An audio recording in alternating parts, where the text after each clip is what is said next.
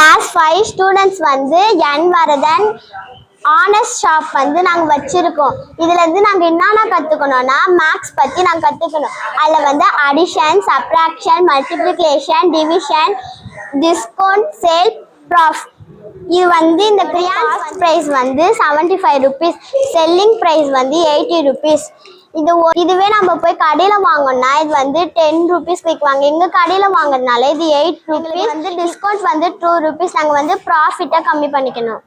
நான் வரதன் ஆனஸ்டோ நம்ம பள்ளியும் பிராய் 5ஆம் வகுப்பு பிள்ளைகள் ரன் பண்ணும் வாய். லஞ்ச் டைம் வந்தாலே ஸ்டோர் ஓப்பன் ஆகும்.